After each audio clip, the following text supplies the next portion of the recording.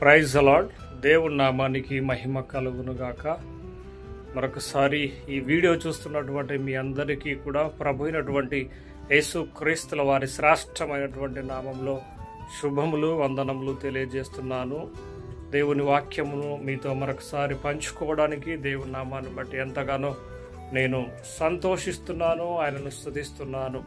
దేవుని పరిశుద్ధ గ్రంథమైనటువంటి బైబిల్ నందు మరి సామెతల గ్రంథము 22వ అధ్యాయం 1వ వచనంలో ఇలాగున వ్రాయబడినది: గొప్ప ఐశ్వర్యము కంటే మంచి పేరును, వెండి బంగారముల కంటే దయయు కోరదగినవై అని మరి ఇక్కడ పుస్తకంలో రాయబడి ఉన్నది.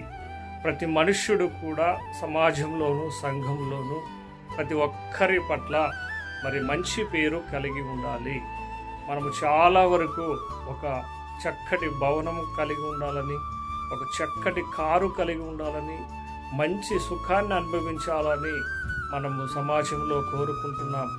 అయితే బైబిల్ గ్రంథం సెలవిస్తున్నటువంటి రీతిగా నిజంగా సమాజంలో ప్రతి వ్యక్తికి కూడా మంచి పేరు ఉండాలి. కాబట్టి ప్రతి మనుష్యుడు కూడా సమాజంలోను సంఘంలోను మంచి పేరు కోరుకోవాలని, మంచి పేరు ఉండాలని ఆశించాలని ప్రభు పేరిట మీకు మనవి చేస్తున్నాను. కనుక నా ప్రియ దేవుని కుటుంబమా, దేవుని సహోదరులారా, మీ అందరికీ చేస్తున్నటువంటి చిన్న విన్నపం ఏమిటన్నట్లయితే సమాజంలో మంచి పేరును కోరుకోవాలని, అట్టి కృపను దేవుడు అనుగ్రహించాలని మీ అందరికీ మనవి చేస్తున్నాను. దేవుడు తన మాటలను దీవించి ఆశీర్వదించునుగాక.